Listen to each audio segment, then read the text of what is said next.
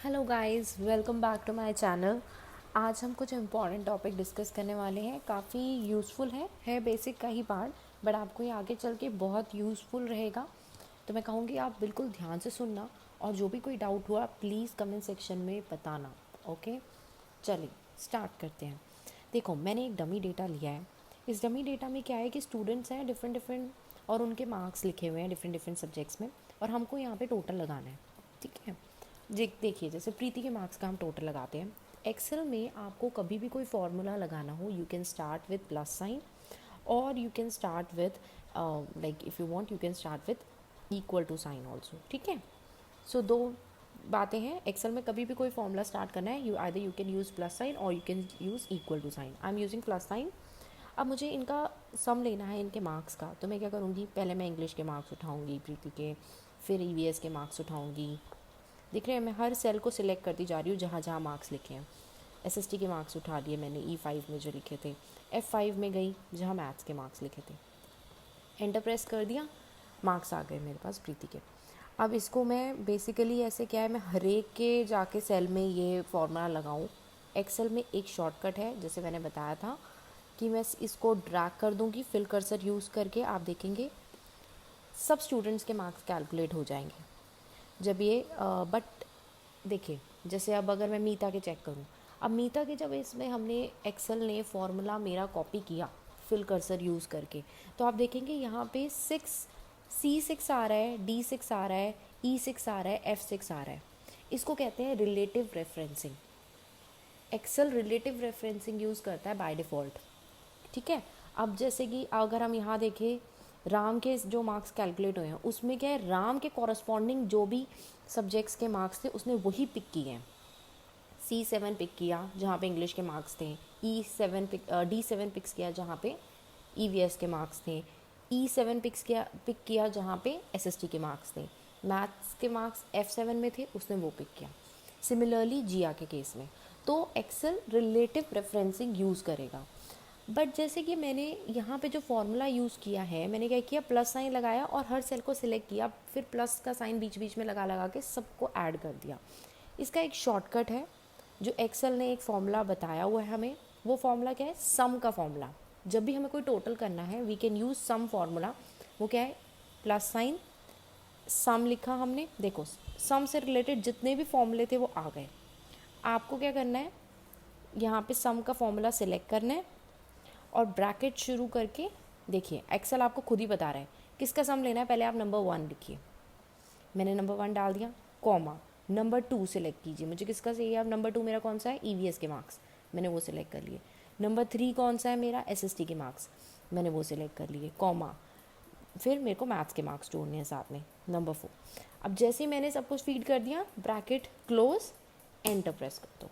देखो, same marks आए हैं, टोटल 330 वॉज द टोटल, और ये फॉर्मूला यूज़ करके भी 330 आ रहा है। अब सिमिलरली मुझे मीता, राम, जिया सबके मार्क्स कैलकुलेट करने हैं। मैंने क्या किया, इसको फिल कर्सर यूज़ किया, ड्रैग किया, अपने आप ही रिलेटिव रेफरेंसिंग हुई और मेरे टोटल आ गया। I hope this is understood. Okay, अब देखिए, अगर कोई भी, मैंने जैसे ये बताया था आपको प्रीवियस क्लास में, किसी भी सेल में अगर फॉर्मूला लगा होता है और उस फॉर्मूले को आपको देखना है, तो आप उस सेल पे जाइए, आपको यहाँ पे आपको दिखेगा क्या फॉर्मूला लगा हुआ है। ठीक है, इसको फार्मूला बार कहते हैं, मैंने आपको बताया था। और इस फार्मूला बार में फार्मूला पूरा डिफाइन करके आ रहा होता है कि क्या लगा। और इसके अंदर आपको और डीप में जाना है, आप इंसर्ट फंक्शन पे क्लिक कीजिए, एफएक्स पे क्लिक कीजिए, एक डायलॉग बॉक्स ओपन होगा। ये आपको पूरा बताएगा कि देखिए, जैसे नंबर 1 मेरा क्या था, C5, number 2 D5, number 3 E5, number 4 F5, total क्या आया था 330। उसने सब कुछ हमें बता दिया कि न C5 पे कौन सी डिजिट थी, D5 पे कौन सी डिजिट थी, E5, F5 सब पे कौन कौन सी डिजिट थी, वो उसने हमें बता दी। और हमारे को बेसिकली कभी भी कोई फार्मूला में कोई दिक्कत आ रही हो, you can click over this insert function and this dialog box will get open. इस डायलॉग बॉक्स को कहते हैं फंक्शन आर्ग्यूमेंट्स, और आप यहाँ से चेक कर सकते हैं। Okay, this okay. अब ये हो गया हमारा एब्सोल्यूट रेफरेंसिंग, मैंने आपको रिलेटिव रेफरेंसिंग मैंने आपको बता दिया। और मैंने आपको ये बता दिया कि एक्सेल में फॉर्मूला कैसे लगाया जाता है सम के फंक्शन के थ्रू। और भी हम बताएंगे और भी डिस्कस करेंगे डेफिनेटली प्रीवियस क्लास में। Okay, sorry. अब आते हैं, मैंने एक ये डमी डेटा ले रखा है जिसमें मुझे इंटरेस्ट कैलकुलेट करना है, डिफरेंट डिफरेंट प्रिंसिपल की अमाउंट है। अब देखिए रेट क्या है मेरा 6%। मैंने क्या किया, फॉर्मूला लगाना है। आपको इंटरेस्ट का फॉर्मूला तो पता ही है, मैंने इसमें पर एनम ही है, सबका मान के चलिए कि हमारे को पूरे साल का इंटरेस्ट कैलकुलेट करना है, ठीक है। रेट भी पर एनम का है, तो हमने क्या किया, प्लस साइन, प्रिंसिपल की सेल सिलेक्ट की, मल्टीप्लाइड बाय रेट की सेल सिलेक्ट की, एंटर प्रेस किया, मेरा इंटरेस्ट कैलकुलेट हो गया। अब मेरे को और भी बाकी सबका भी कैलकुलेट करना है। मैं फिल कर्सर यूज़ करा मैंने, देखो मैं अभी इसको ड्रैग करूँगी और आप सब हैरान हो जाओगे ये क्या हो गया, ज़ीरो क्यों आ रहा है भाई, क्यों आ रहा है, ऐसा क्यों हो रहा है। ऐसा इसलिए हो रहा है क्योंकि एक्सेल बाय डिफ़ॉल्ट मैंने कहा था रिलेटिव रेफरेंसिंग यूज़ करता है, हमको इसको एब्सोल्यूट रेफरेंसिंग पे लेके आना पड़ेगा। वो कैसे होगा, मैं चाहती हूँ कि मेरा इंटरेस्ट प्रिंसिपल की फिगर जो फॉर्मूला में है वो तो चेंज होती रहे, राइट, और फॉर्मूले में मेरी जो रेट ऑफ इंटरेस्ट का है सेल वो सेम रहे, एग्जैक्ट रहे, 6% ही लगे सब पे। अब आप देखिए, आप यहाँ पे क्लिक करेंगे ना, C8 पे गए तो आपको यहाँ पे ऊपर फॉर्मूला दिख रहा है। फॉर्मूला में क्या लिखा है, क्या पिक किया एक्सेल ने, बाय डिफ़ॉल्ट उसने B8 पिक किया। B8 तो हमें चाहिए था, प्रिंसिपल का अमाउंट ठीक पिक किया, बट G7 पिक किया, बट हमारा रेट कौन से सेल में लिखा हुआ है, G6 पे। सी G6 पे मेरा रेट का है, क्यों ये चेंज कर रहा है, क्योंकि रिलेटिव रेफरेंसिंग यूज़ कर रहा है। जैसे ही आप ड्रैग कर रहे हैं यहाँ से भी वो नीचे पिक कर रहा है, नीचे की तरफ आ रहा है वो भी, और रेट की तरफ भी वो नीचे की तरफ आ रहा है। यहाँ पे उसने क्या पिक किया, B9 पिक किया, राइट, B9 पिक किया, और यहाँ पे G8 पिक कर लिया, बट हमें चाहिए क्या था, G6, मुझे, क्योंकि यहाँ पे भी रिलेटिव रेफरेंसिंग ही कंटिन्यू हो रही है। अब इसको हम कैसे सही कर सकते हैं, आपको G6 सेल को फॉर्मूला में फ्रीज़ करना होगा। कैसे फ्रीज़ होगा, ये मेरी सेल थी, यहाँ पे हमने फॉर्मूला लगाया था ओरिजिनली, मैं इसको डबल क्लिक करूँगी, राइट, मैंने आपको बताया था कि ये एडिट हो जाएगी। अब ये सेल एडिट हो गई है। अब मैं जो सेल को मुझे फ्रीज़ करना है बेसिकली, ताकि मैं एब्सोल्यूट रेफरेंसिंग लगा सकूं, उसके लिए मैं क्या करूँगी, उस सेल के ऊपर जाऊँगी फॉर्मूला में जो लिखी हुई है और F4 प्रेस कर दूँगी। जो लैपटॉप यूज़ कर रहे हो फंक्शन प्लस F4 प्रेस कीजिए, ये डॉलर के साइन आ जाएंगे।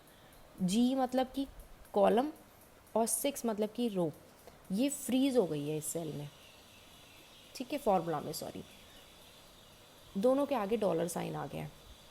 अगर आप यहाँ पे फिर से F4 प्रेस करेंगे, देखिए अब सिर्फ आपकी रो फ्रीज़ हुई है, क्योंकि रो के आगे 6 के आगे डॉलर साइन है। फिर से F4 प्रेस करेंगे, सिर्फ G के आगे डॉलर साइन आ रहा है। इस केस में आपका सिर्फ कॉलम फ्रीज़ हुआ है, बट हमारे को रो एंड कॉलम G6 के को फ्रीज़ करना है, तो दोनों को आगे हमें डॉलर साइन लेके आना पड़ेगा। वो कैसे आएगा, जब F4 आप प्रेस करेंगे, आपके दोनों के आगे डॉलर साइन आ गया, यानी कि वो फ्रीज़ हो गया। एंटर प्रेस कर दीजिए।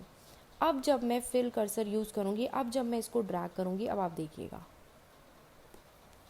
सबका इंटरेस्ट कैलकुलेट हो रहा है। अब आप यहाँ पे देखिए, मैं आती हूँ, जब ये वाली सेल पे मैं चेक करती हूँ, जो फॉर्मूला लगा है वो क्या है, B8 पिक किया और G6 पिक किया। इस टाइम इसने G8 नहीं, G7 नहीं पिक किया, राइट, जो पहले पिक कर रहा था। सिमिलरली जब मैं यहाँ पे जाती हूँ, इसने B9 पिक किया, वो ठीक है, हमको वही चाहिए था प्रिंसिपल, और यहाँ पे भी वापस से वो G6 ही पिक कर रहा है, क्योंकि मैंने अब इसको फ्रीज़ कर दिया है फॉर्मूला में, ठीक है। Every time it will pick this only.